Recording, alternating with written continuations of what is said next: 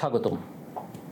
বাংলাদেশের পররাষ্ট্রনীতি নিয়ে ওয়াশিংটন কি নতুন করে হিসাব নিকাশ শুরু করেছে?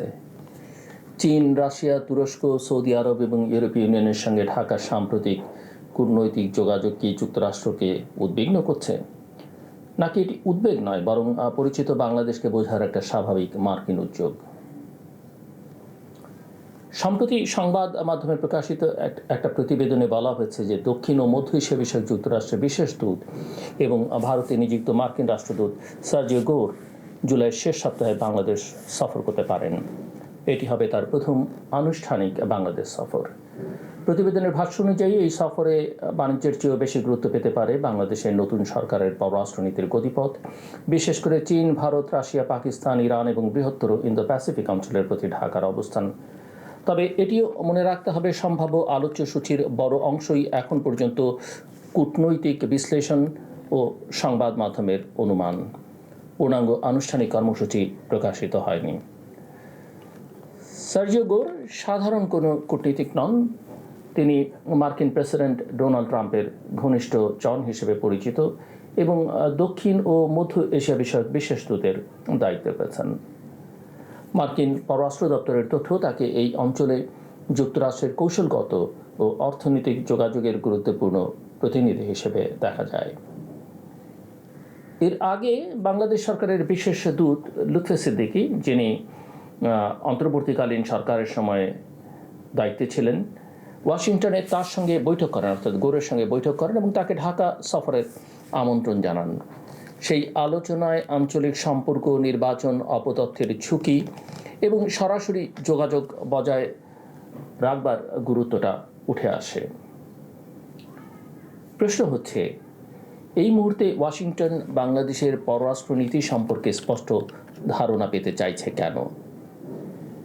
এর একটা বড় কারণ হলো বাংলাদেশের সাম্প্রতিক চীন সম্পৃক্ততা। প্রধানমন্ত্রী তারেক রহমানের চীন সফরের সময় দুদেশের মধ্যে একাধিক চুক্তি ও সমঝোতা হয়েছে। তিস্তা নদী ব্যবস্থাপনা, মোংলা বন্দরের আধুনিকায়ন, চট্টগ্রামের চীনা অর্থনৈতিক ও শিল্পাঞ্চল, অবকাঠামো, প্রযুক্তি এবং প্রতিরক্ষা সহযোগিতার মতো বিষয়গুলো আলোচনায় এসছে। চীন ও বাংলাদেশের স্বাধীনতা, সার্বভৌমত্ব এবং নিজস্ব উন্নয়ন পথ বেছে নেওয়ার অধিকারের প্রতি সমর্থন পুনর্ব্যক্ত করেছে। বাংলাদেশের দৃষ্টিতে এসব প্রকল্প মূলত অর্থনীতি, বিনিয়োগ, অবকাঠামো উন্নয়নের বিষয়। কিন্তু ওয়াশিংটন বা দিল্লির চোখে বন্দর, যোগাযোগ ব্যবস্থা, জ্বালানি, ডিজিটাল অবকাঠামো এবং প্রতিরক্ষা সহযোগিতা কখনোই শুধু বাণিজ্যিক বিষয় নয়। এগুলো ভবিষ্যৎ কৌশলগত প্রভাবের উৎস। বিশেষ করে মোংলা বন্দর সংলগ্ন অর্থনৈতিক অঞ্চল এবং তিস্তা প্রকল্পে চীনের সম্পৃক্ততা ভারতের নিরাপত্তা ও আঞ্চলিক প্রভাবের হিসেবকে প্রভাবিত করতে পারে। ভারতীয় সংবাদ মাধ্যমে বিষয়টিকে বাংলাদেশের একটি সম্ভাব্য কৌশলগত পরিবর্তন হিসেবে উপস্থাপন করা হয়েছে। তবে বাংলাদেশকে ভারতীয় বা পশ্চিমা ব্যাখ্যার ভিত্তিতে নয়, নিজের অর্থনৈতিক প্রয়োজন, পরিবেশগত নিরাপত্তা এবং সার্বভৌম সিদ্ধান্তের আলোকে প্রকল্পগুলোর মূল্যায়ন করতে হবে। বাংলাদেশ একই সময়ে রাশিয়ার সঙ্গে যোগাযোগ বাড়াচ্ছে, তুরস্কের সঙ্গে প্রতিরক্ষা ও শিল্প সহযোগিতা নিয়ে আলোচনা করছে, সৌদি আরবের সঙ্গে বিনিয়োগ সম্পর্ক গভীর করতে চাইছে এবং ইউরোপীয় ইউনিয়নের সঙ্গেও রাজনৈতিক ও অর্থনৈতিক অংশীদারিত্ব ধরে রাখছে। ফলে বাইরে থেকে বাংলাদেশের পররাষ্ট্রনীতিক একটা বহুমুখী বা মাল্টি অ্যালাইনমেন্ট কৌশল বলে মনে হতে পারে। কিন্তু এখানে সবচেয়ে বড় গুরুত্বপূর্ণ পার্থক্যটি বুঝতে হবে। সব দেশের সঙ্গে সম্পর্ক রাখা আর একটি সুসংগঠিত পররাষ্ট্রনীতি থাকা এক বিষয় নয়। পররাষ্ট্রনীতি তখনই বিশ্বাসযোগ্য হয় যখন তার কিছু প্রকাশ্য ও ধারাবাহিক মানদণ্ড থাকে।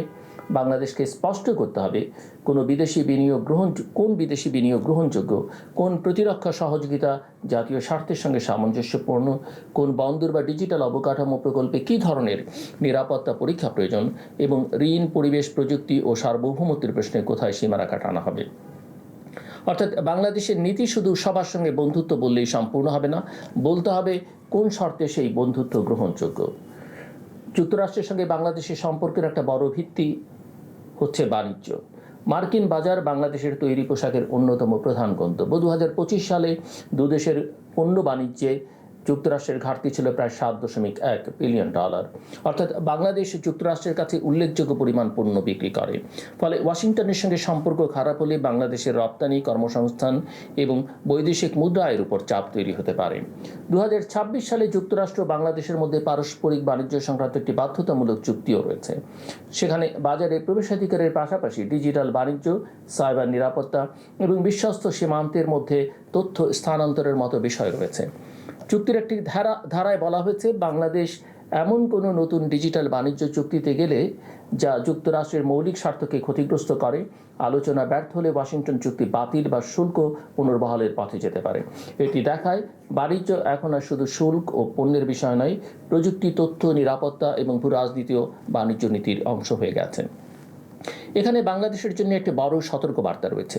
যুক্তরাষ্ট্র যেমন বাংলাদেশের রপ্তানি বাজারের জন্য জরুরি, চীন তেমনি আমদানি, যন্ত্রপাতি, অবকাঠামো বিনিয়োগের বড় উৎস। ভারত বাংলাদেশের সবচেয়ে গুরুত্বপূর্ণ প্রতিবেশী। স্থল যোগাযোগ, সীমান্ত, নদী, বিদ্যুৎ, খাদ্যপণ্য এবং আঞ্চলিক নিরাপত্তার সঙ্গে যার সম্পর্ক অবিচ্ছেদ্য। আবার ইউরোপ বাংলাদেশের প্রধান রপ্তানি বাজারগুলোর একটি। মধ্যপ্রাচ্য প্রবাসী আয় ও জ্বালানি নিরাপত্তার জন্য অপরিহার্য। অতএব বাংলাদেশের পক্ষে এক পক্ষকে বেছে নিয়ে অন্য পক্ষকে বাদ দেওয়া বাস্তবসম্মত নয়। কিন্তু ভারসাম্যপূর্ণ পররাষ্ট্রনীতি মানে সবাইকে একই কথা বলা নয়। ভারসাম্য মানে নিজের স্বার্থ নির্ধারণ করা এবং প্রতিটি দেশের সঙ্গে সেই স্বার্থ অনুযায়ী ভিন্ন ভিন্ন ক্ষেত্রে সহযোগিতা করা। চীনের কাছ থেকে বাংলাদেশ অবকাঠামো ও বিনিয়োগ নিতে পারে, কিন্তু প্রতিটি প্রকল্পে ঋণ পরিশোধের সক্ষমতা, পরিবেশগত প্রভাব, স্থানীয় কর্মসংস্থান, প্রযুক্তি হস্তান্তর এবং নিরাপত্তাজনিত ঝুঁকি যাচাই করতে হবে। যুক্তরাষ্ট্রের সঙ্গে বাণিজ্য, প্রযুক্তি, শিক্ষা, জ্বালানি ও সামুদ্রিক নিরাপত্তায় সহযোগিতা বাড়ানো যেতে পারে, কিন্তু বাংলাদেশের অভ্যন্তরীণ নীতি বা বৈদেশিক অংশীদার নির্বাচনের স্বাধীনতা যেন বাইরের চাপের অধীন না হয়। ভারতের সঙ্গে সম্পর্ক উন্নয়ন করা জরুরি, কিন্তু সম্পর্কটি হতে হবে পারস্পরিক সম্মান, সীমান্তে প্রাণহানি বন্ধ, নদীর ন্যায্য হিস্সা, বাণিজ্যিক সমতা এবং রাজনৈতিক অহস্তক্ষেপের ভিত্তিতে।